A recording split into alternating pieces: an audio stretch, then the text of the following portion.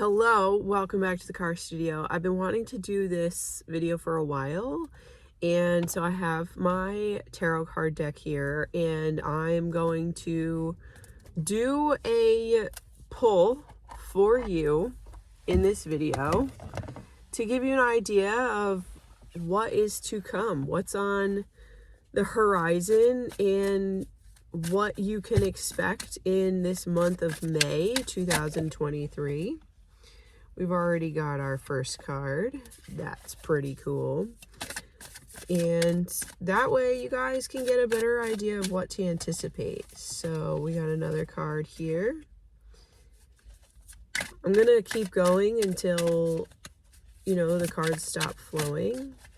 And then when I feel like the cards stop flowing, which they have not yet, I will let you know what's going on. So far we have the Four of Cups, the Star, and then the Seven of Swords. So we've got a lot flying out right now. I just got the Fountain, and what's this one? Death. It's a pretty cool one.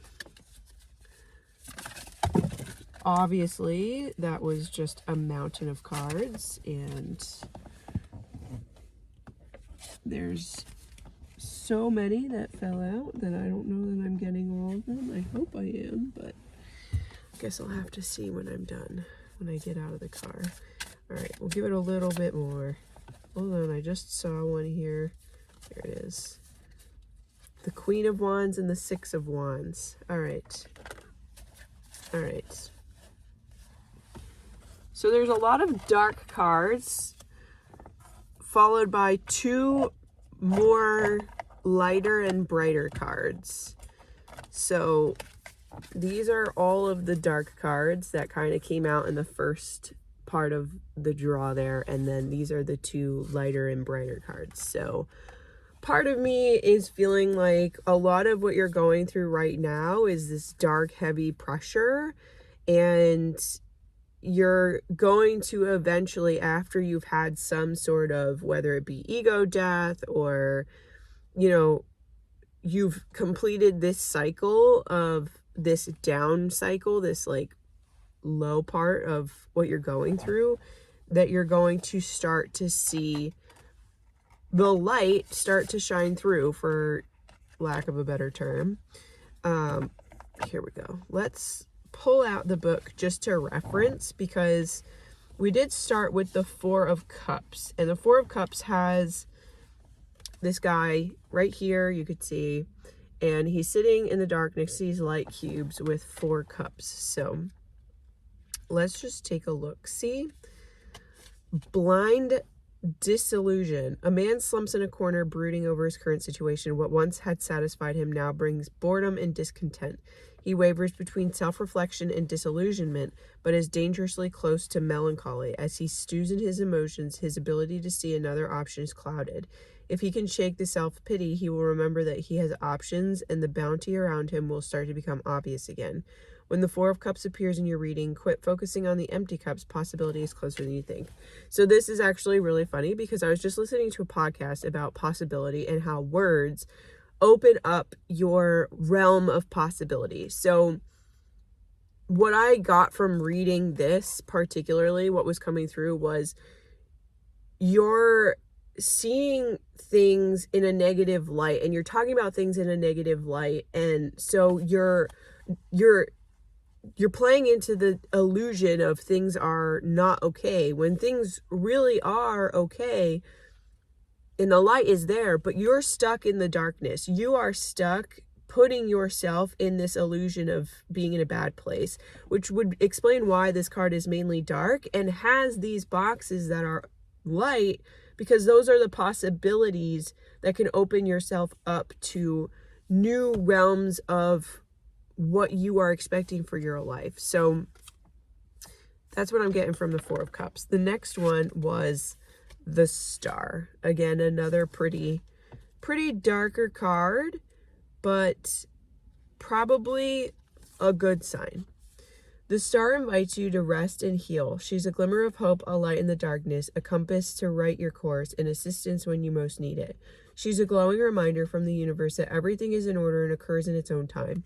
You are entering a stage of calm, so use it wisely to identify and commit to what's important. For the star is a card of possibility and potential future. She will guide you even when you falter, but you must keep your eye on her light.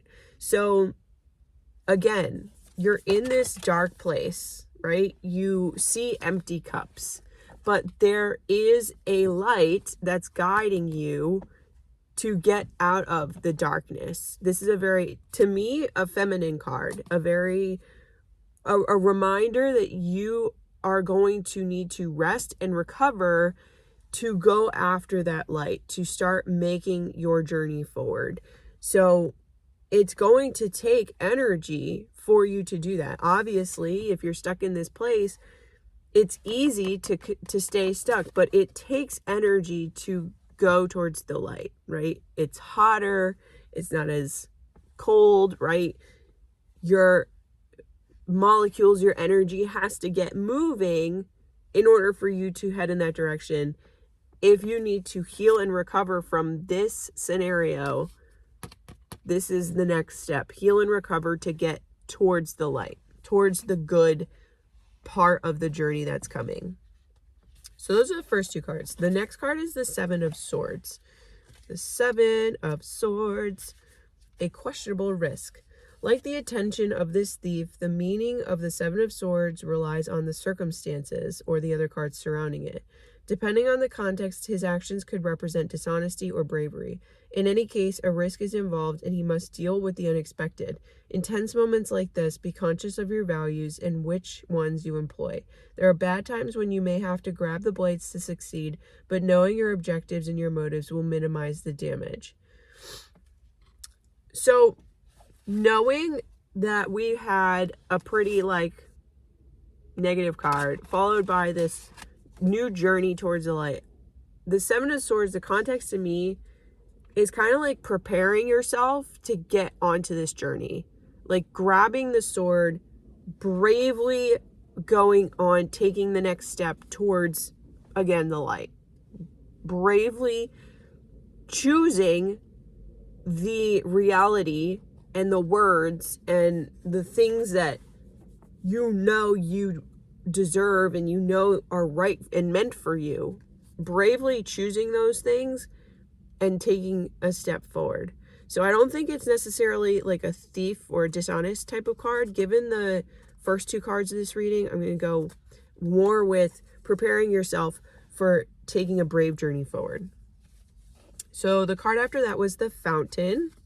Okay, I'm just going to keep them here so that you can kind of see them as I bring them up. So let me just go here to the Fountain.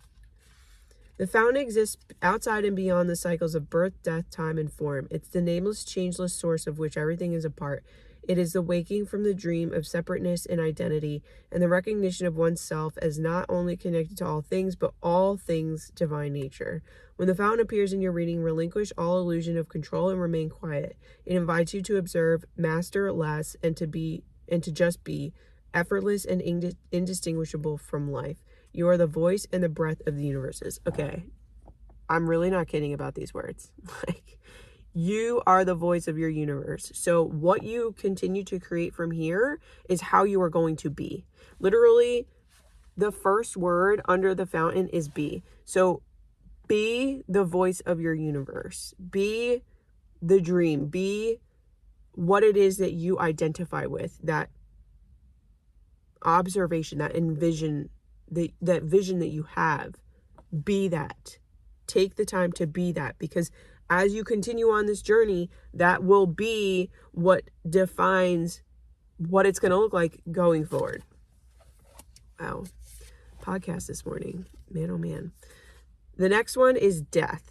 That was the next card. So I'm going to put that in the front here on top of the Fountain. And we're going to talk about death for a second. The time is finally here. It has been building for a while, but it's really happening. The death of something significant. A spectral horse appears, staring directly into your eyes.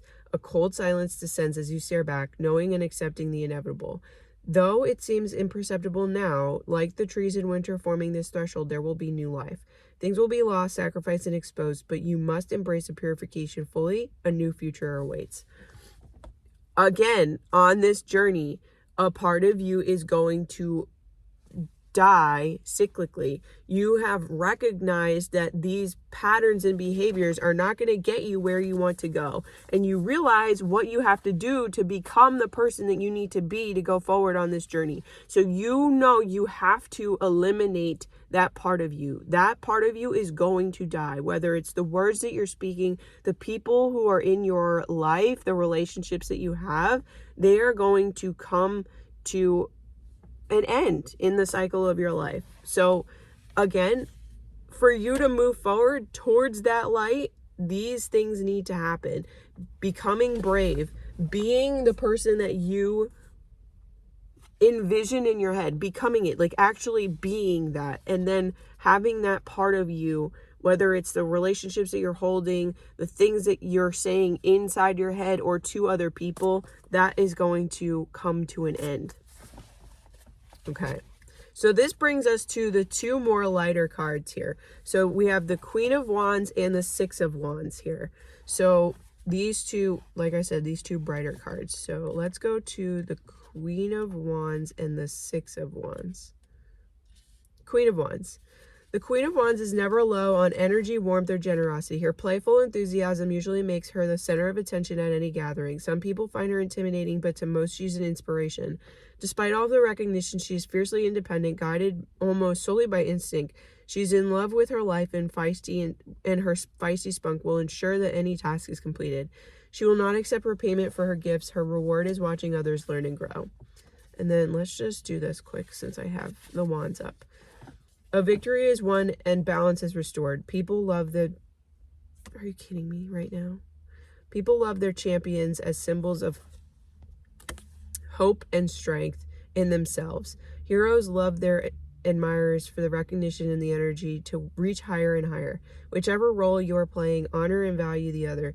This symbiotic relationship has the potential to move all the parties forward, but don't get too addicted. Inevitably, we must all triumph our own individual battles. Today, however, enjoy the parade. So, all in all, after all of this, right, going forward, it's the joy of knowing that you are taking steps in the right direction. You're being generous with what your actions are moving forward, and you have come to a place where you're much happier and you don't have to continue to fight the battle. So all of this is the battle, right?